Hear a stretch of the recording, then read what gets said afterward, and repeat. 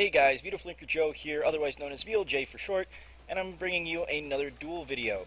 Now, I know I was using Great Autos for a while, and you'll see a deck profile for that in a few, hopefully in a few days. But I wanted to take a break, which is why I was playing Great Autos, so I'm back playing my more meta deck, which is my Burning Abyss. I got tired, I got bored of it, so I wanted to change the pace. But I'm back into getting more into the competitive. This is my deck profile. You can click at it or watch through whatever nonsense. I'll have a deck profile video later on. Let's just keep it at that. Anyway, this is actually game 1 of 2 where I just kind of wrecked this guy, and you'll see why when I go through play-by-play the both replays. And this guy is running kind of a really bad boss rush deck. I took a peek at his deck after the fact, and you can see that he's like Lightsworn Engine, like JD's, the Light Rays, and Cephalon and all that stuff. But it's honestly, it's kind of bad. It's kind of bad because he's running cards like Rinyan, Realm of Light, stuff, you know, other stuff like that. It's just not a very good deck. Light Spiral, it's like, come on, really? It's like, seriously. Anyway, getting back into the duel. I go first. I won the rock, paper, scissors. So I open Mathematician, send Graph, use Graph's effect to send Skarm, and then Skarm dies. I set both the Mind Crushes past turn, search Tour Guide for Skarm's effect. He opens Charge and Reinforcement and 2 JD, which is kind of good, kind of bad. So he mills, adds Lila. I use Mind Crush to send the Lila, and he reinforcements for Raiden. I use JD as a target for my second Mind Crush. That way he can't use it. I don't want to see JD in this match. JD kind of hurts a little bit. And here's the other card that I don't understand why you would play. Lightsworn Saber.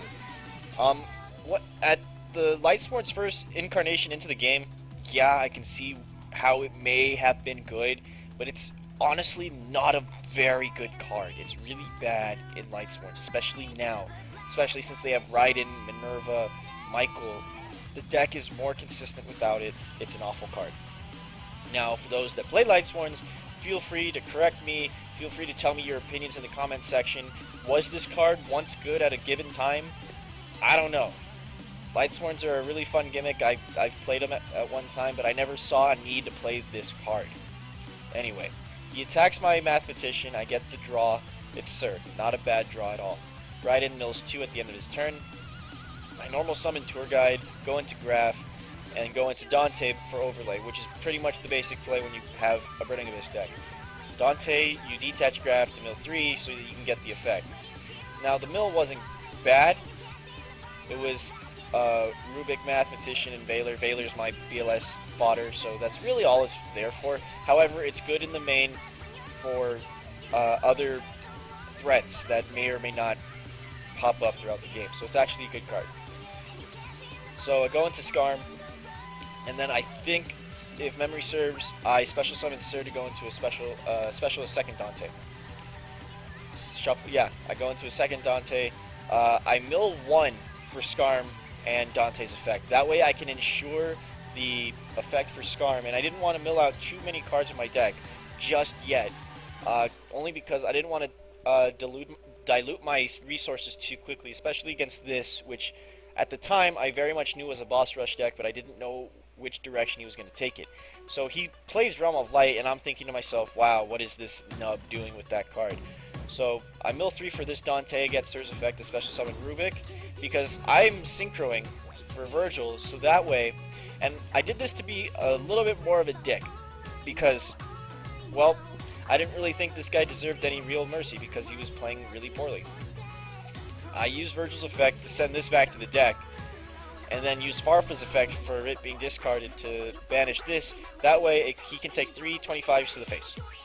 Now, it really didn't matter. I could have used Virgil's effect to discard Farfa to send this to the deck, and then not use Farfa's effect, because that is a thing. You get to choose to activate that effect. But I was like, you know what? Nah, I'm gonna be a dick. So that back to deck, Farfa's effect to banish it, stays face down. This one, mill 3, and attack for game. Now, if you don't know what effect activated here, Backjack, when it's milled, or I should say sent to the graveyard, you can look at the top 3 cards of your deck and put them back in any order, and then during your opponent's turn, you can banish it, excavate the top card. If it's a normal trap card, you can set it and then still be able to activate it. So I had, these were my top 3 cards. So I knew, depending on what he did, I was going to be activating Jack's effect so that I could set this. I still have plenty of life points left, so I was going to draw into this, so it actually wasn't that much of a problem. So those were my top 3 cards. So I just, 25, 3 25s to the face, call it a night. That's game 1. This was game 2. I don't know what he sided, but I knew what I was going to side. So, I immediately draw into one of my sides, which is Light Imprisoning Mirror, because everything he plays is going to be a light type. And yeah, I know I do run Veiler, but it's actually not going to hurt me in the long run. So now I go into the same play I did last game. I open the Mathematician, go into Grab, special summon Skarm, Skarm dies, and then I set 1 Phoenix Wing Blast and 1 Lightning Imprisoning Mirror. And then Skarm is going to let me search out the Tour Guide. It's almost identical to game 1. So what he's going to do, he opens 2 JD again, which is good and bad again, like I said before. So he dualities, and he's going to add Lila, which is, you know, reasonable.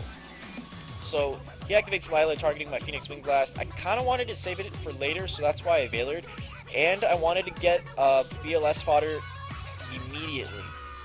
Well, the Mathematician draw would have been nice too.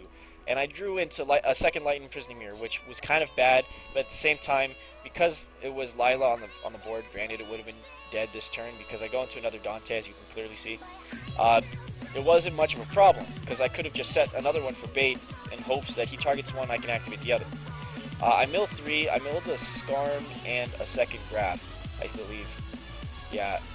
Oh no, I mill Skarm and double Mind Crush, which to me is kind of bad, because Mind Crush is a really powerful card in this meta. So, I'm guaranteed a search though, which is nice, and I special summon Rubik knowing that I have a search ready for my next turn. So I set the Mass Change second, and I search. This is where I think he misplayed. See, when I special summoned Rubik, I think he should have used that Torrential face down, because I had no real response to it. I mean, I probably could have chained PWB, but there really wouldn't have been a point.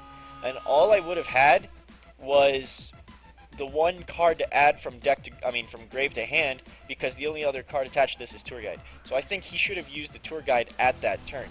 But you'll see he'll use it next turn as I click play.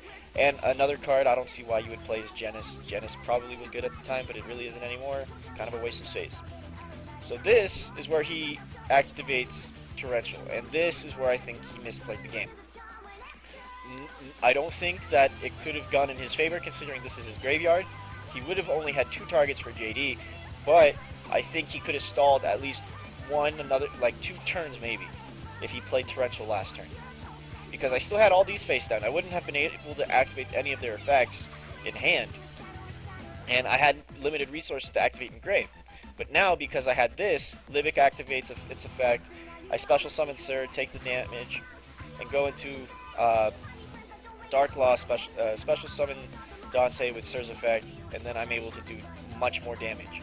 See, that was a waste of a perfectly good one-of. This is why you have to be careful with using the cards that are one-ofs.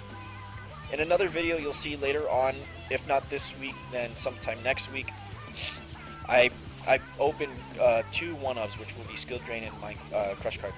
You have to be careful at the timing of using your one-ofs, because since you only have one of it, it's very precious resources that you may or may not be able to use again, because there's not a whole lot of cards that can search out the trap cards anymore.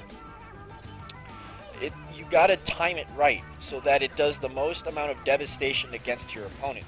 And at that moment was an example, that was an example of when not to use that card, because you can clearly see I still had advantage. You want to be able to play the cards when you put your opponent at the most disadvantage. That way you can capitalize on it and be able to punish them for going all full ham, full throttle, floodgate, dude. So just you keep that in mind. You want to be careful with playing with your one-ups. So he draws next turn. He sets Raikou. Honestly, it really didn't matter what he said. He could have set Raikou, he could have set Rinyan. It really didn't matter, because honestly, I would have attacked with Downerd, and he would have taken the pierce damage. Not to mention, even if he did set Raikou and the effect were to go off, he'd target this, he'd still take damage, and I would have this to go off of. So he was pretty much dead from the start of his turn. So what he ends up doing is setting Raikou. Because Downward's effect allows me to have 2300 attack and its defense is 100, he has 22 life, which is 4 exact game, and I just decide to attack for game. Now, again, I really don't know what this guy was thinking or playing when it comes to making this deck build, but something clearly is not working for him, and he needs to really cut it down. I always seem to be matched up with these guys when it comes to 50 plus card decks, and I don't know why. It's just what it is. I'm sure you guys have your own stories about facing your own nubs and so on either DevPro or Dueling Network. It really doesn't matter. You find them everywhere. But with that, I hope you guys enjoyed the duel video. If you guys did, be sure to give me a like rating. Be sure to comment what you guys want to see in another duel video or another deck profile that I will hopefully have more of in the future. Just, oh my gosh, I'm so tongue-tied, I can't talk right now. Be sure to share what I do with your friends. Let them know that I try to upload at least once a week, or whatever. With that being said, my name is Matt, Beautiful Linker Joe, VLJ for short, however you want to refer to me as, signing off. And remember, keep calm and henshin to go.